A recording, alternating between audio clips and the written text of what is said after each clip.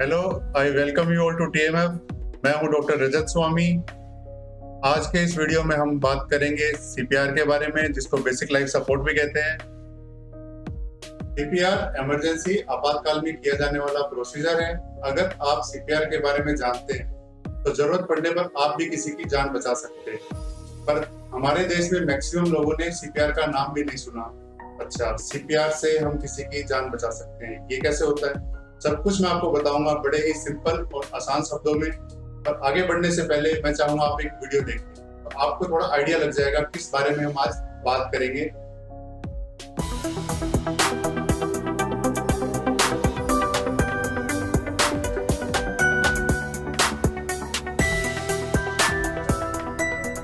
हर रोज एक आनंद भरी सुबह होती है, पर हर दिन एक जैसे ना भी हो। बीमारी हमें कब कहां जकड़ लेगी हमें पता ही नहीं चलता। अगर कोई बेहोश पड़ा हो तो इस तरह से सहायता कीजिए। देख लीजिए कि आपके आसपास की जगह सुरक्षित तो है। पड़ा हुआ व्यक्ति के कंधे पर जोर से मार के ऊंची आवाज में उनसे पूछिए, आप ठीक तो है? अगर वो व्यक्ति जवाब ना दे, तुरंत जीवन ऐप का इस्तेमाल करके एम्बुलेंस बुलाइए। पड़ा हुआ व्यक्ति के छाती के चलन को देखकर अंदाजा लगाइए वो सांस ले रहे हैं या नहीं।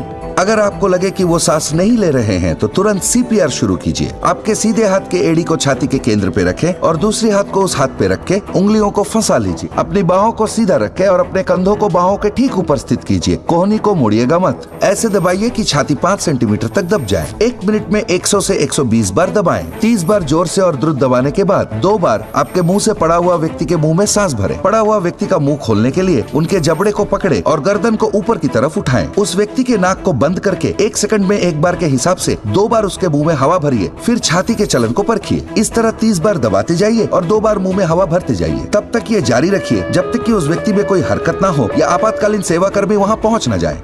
मुंह से मुंह में हवा भरने में अगर असुविधा हो तो छाती को दबाना जारी रखिए। जीवन आपके फोन में जरूर रहनी चाहिए। इमरजेंसी सुविधा। ये वीडियो जीएन ऐप द्वारा पब्लिक अवेयरनेस के लिए बनाया गया है।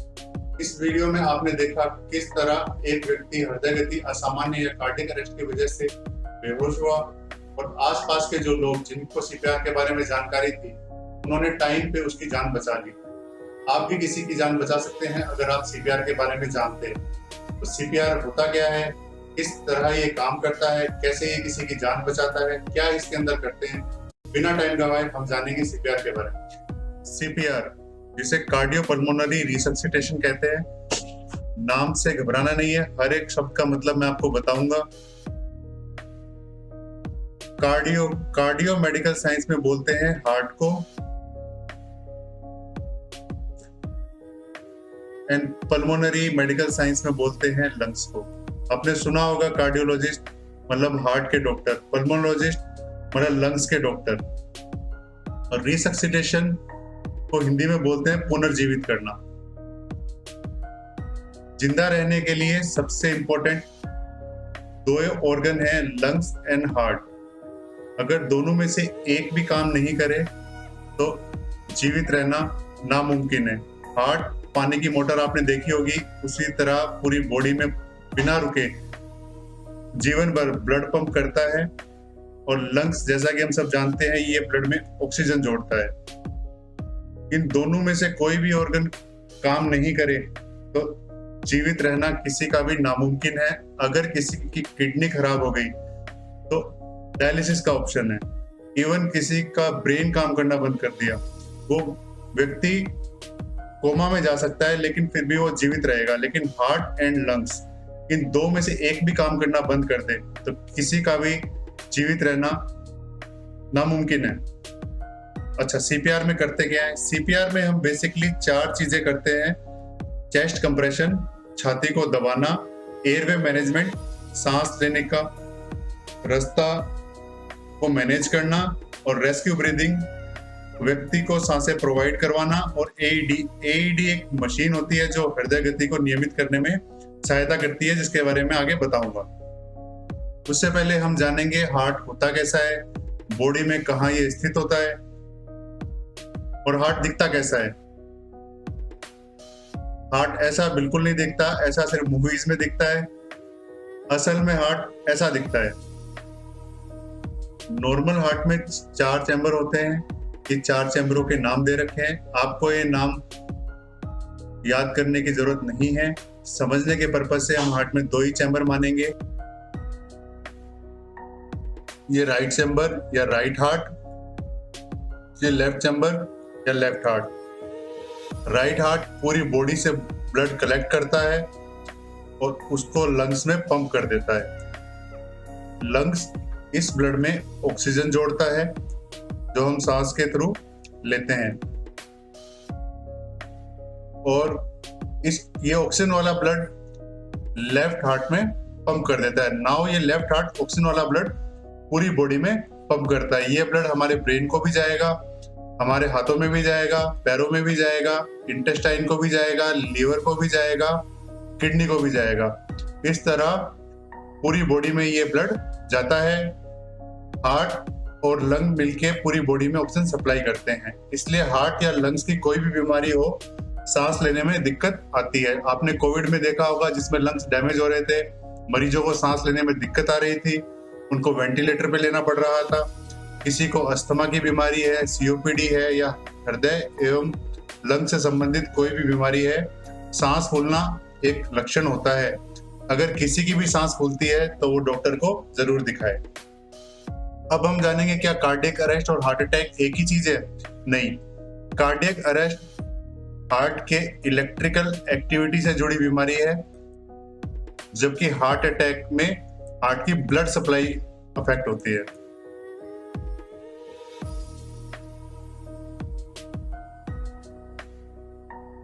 कार्डियक अरेस्ट में या तो हार्ट धड़कना बंद हो जाएगा या फिर हार्ट अनियमित रूप से धड़केगा, जबकि हार्ट अटैक में हृदय को सप्लाई करने वाली जो सबसे मेन 3 धमनियां होती हैं उनमें ब्लॉकेज आ जाएगा। या तो तीनों में ब्लॉकेज आ जाएगा या 3 में से किसी एक में या 2 में। सपोज करो इसमें ब्लॉक आता है, ये आगे ब्लड सप्लाई कर नहीं पाएगी। अब सपोज करो ये हार्ट का ये एरिया सप्लाई कर रही है, ये धमनी, तो ये पूरा एरिया डैमेज हो जाएगा और उस व्यक्ति को छाती में दर्द की शिकायत होगी, जिसको हम हार्ट अटैक भी कहते हैं।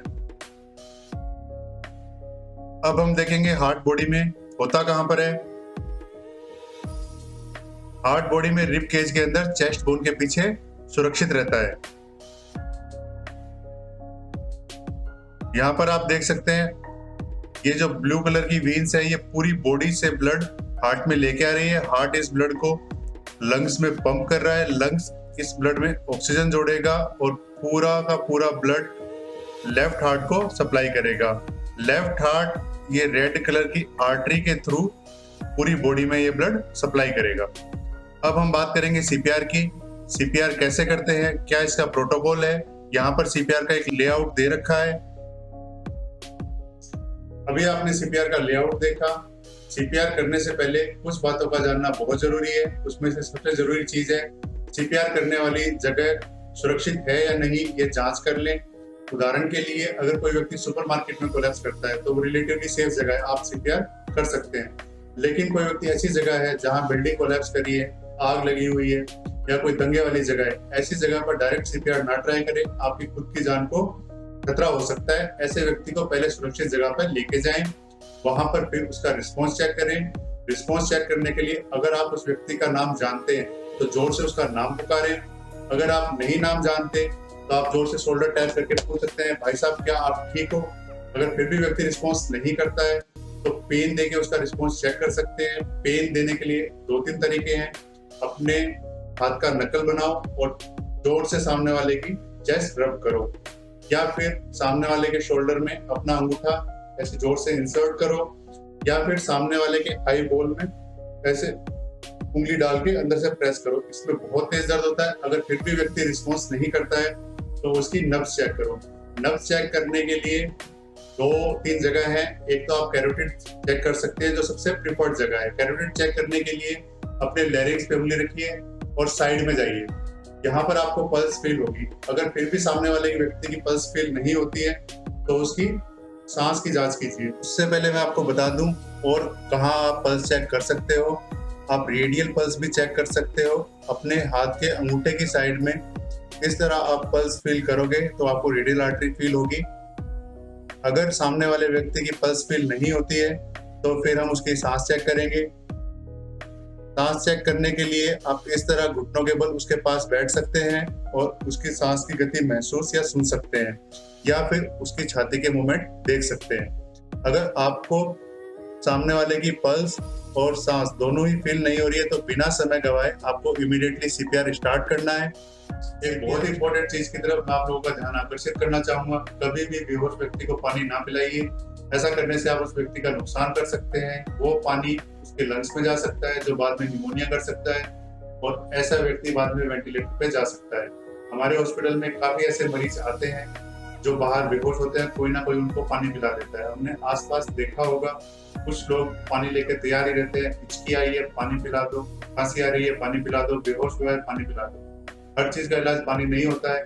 बेहोश मरीज का सबसे पहले रिस्पॉन्स चेक करें, जैसा कि आपको मैंने इस वीडियो में बताया है।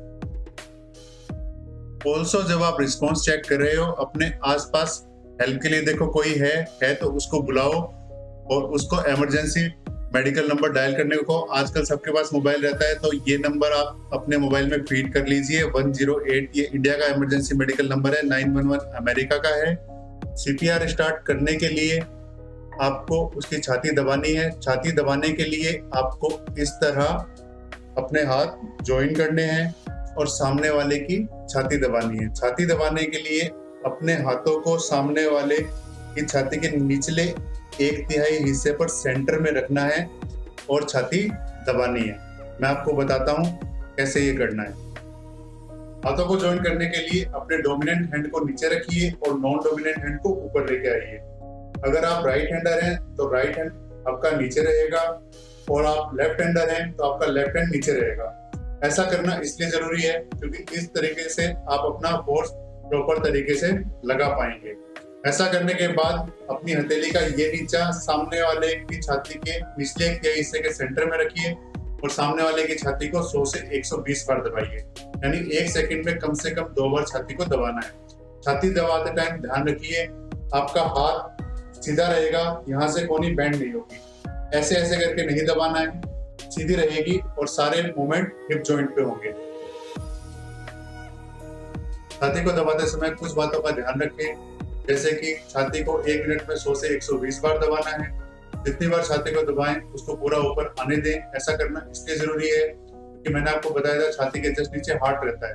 अगर हार्ट को आप पूरा दबाएंगे तो ब्लड पूरा आगे की ओर जाएगा और हार्ट को पूरा ऊपर आने देंगे या छाती को पूरा ऊपर आने देंगे तो ऊपर से पूरी बॉडी से ब्लड हार्ट में आ पाएगा और नेक्स्ट कंप्रेशन में सेम ब्लड आगे की ओर जाएगा। अगर आप छाती को पूरा ऊपर नहीं आने दे रहे हैं, इतनी ही छाती को ऊपर आने दे रहे हैं, तो हार्ट में ब्लड भी कम फील होगा और अगली बार जब छाती को दबाएंगे तो कम ही ब्लड बाहर निकलेगा। इसलिए हर बार छाती को पूरा ऊपर आने देना है। छाती को दबाते समय जोर से बोले 1 2 या 1 2, 1 से 30 बार छाती को दबाएं। 1 2 3 4 5 6 7 8 9 10 11 12 13 14 15 16 17 18 19 20 21 22 23 24 25 26 27 28 29 30। 30 बार छाती को दबाने के बाद 2 बार व्यक्ति के मुंह में सांस भरें। अगर आप व्यक्ति के मुंह में सांस भरने में अनकंफर्टेबल है तो आप छाती को दबाना जारी रखिए। छाती को 1 से 30 बार दबाएं और 100 से 120 पर मिनट की हिसाब से दबाना है, यानी 1 सेकंड में लगभग 2 बार छाती को दबाना है। इस तरह से निचले 1/3 हिस्से पर हाथ को रखना है और छाती को दबाना है, जैसा मैंने आपको बताया है। दोबारा से हाथ की पोजीशन आप देख सकते हैं, हाथ हार्ट के जस्ट ऊपर है और जितनी बार चेस्ट को दबाएंगे हार्ट भी साथ में दबेगा और ब्लड आगे की ओर पंप होगा। पूरा छाती को ऊपर आने दें। अगर आप पूरा ऊपर आने देंगे तो ब्लड नेक्स्ट साइकिल में पूरा ब्लड से फिल होगा और नेक्स्ट कंप्रेशन में पूरा ब्लड हार्ट से पंप होगा। यहाँ पर भी सेम चीज बता रखी है, जिस तरह मैंने आपको बताया। डोमिनेंट हैंड को नीचे रखें, नॉन डोमिनेंट हैंड को ऊपर से पकड़े और फोर्स को एक्सर्ट करें। छाती को दबाते टाइम अपनी कोहनियां नहीं मोड़नी है, सारा मूवमेंट हिप जॉइंट पे होगा। इस तरह आप सामने वाले व्यक्ति के मुंह में सांस दे सकते हैं। अगर आप इस तरह सांस देने में अनकंफर्टेबल हैं तो छाती को दबाना कंटिन्यू रखिए। अगर आपके पास इस तरह का पॉकेट मास्क अवेलेबल है तो इस मास्क को सामने वाले के चेहरे पे लगा के इसके थ्रू भी आप सांस दे सकते हो। अगर बचाने वाले एक से ज्यादा जने हैं, एक व्यक्ति सांस देने का काम कर सकता है और एक व्यक्ति छाती को दबा सकता है। छाती को 1 से 30 बार तक दबाएं और बोल बोल के दबाएं ताकि सामने वाले व्यक्ति को पता लगे कि सांस कब देनी है। आप जैसे ही 30 तक गिनती पूरी करेंगे, दूसरा व्यक्ति उसके मुंह में सांस भरेगा। सांस भरने के तुरंत बाद वापस कंप्रेशन जारी रखिए। वापस 30 तक दबाएं, सामने वाला व्यक्ति 2 बार वापस सांस भरेगा। फिर वापस 30 बार छाती दबाएं, सामने वाला व्यक्ति 2 बार व्यक्ति मुंह में सांस भरेगा। इस तरह 30:2 के रेशियो से छाती दबानी है और सांस देनी है। जैसा कि मैंने बताया, अगर आप सांस देने में अनकंफर्टेबल हैं तो छाती को दबाना कंटिन्यू रखिए। हर 2 मिनट में आप अपनी जगह स्विच कर सकते हैं, यानी कि जो व्यक्ति पहले सांस दे रहा था अब वो छाती दबा सकता है और जो व्यक्ति पहले छाती दबा रहा था वो सांस देने की पोजीशन पे आ सकता है। इस तरह आप थकेंगे नहीं और सामने वाले व्यक्ति का सीपीआर लंबे टाइम के लिए कंटिन्यू कर पाएंगे। अब मैं आपको सीपीआर के बारे में कुछ एडिशनल बट बहुत ही इंपॉर्टेंट पॉइंट बताऊंगा। सीपीआर स्टार्ट करने से पहले अपने आसपास हेल्प के लिए जरूर चिल्लाइए और 108 नंबर या तो आप डायल कीजिए या अपने आसपास वालों को बोलो कि 108 नंबर डायल कीजिए। 108 इंडिया का मेडिकल इमरजेंसी नंबर है। आप सभी लोग इस नंबर को अपने मोबाइल में सेव कीजिए। 108 पे कॉल करके आप एम्बुलेंस बुलवाइए और जब तक एम्बुलेंस आती है आप सीपीआर को कंटिन्यू करिए। चलिए फटाफट से एक बार रिवाइज कर लेते हैं। हमेशा सीन सेफ्टी को एश्योर करो, सामने वाले का रिस्पांस चेक करो। अगर सामने वाला रिस्पांस नहीं करता है तो उसे पेन दो।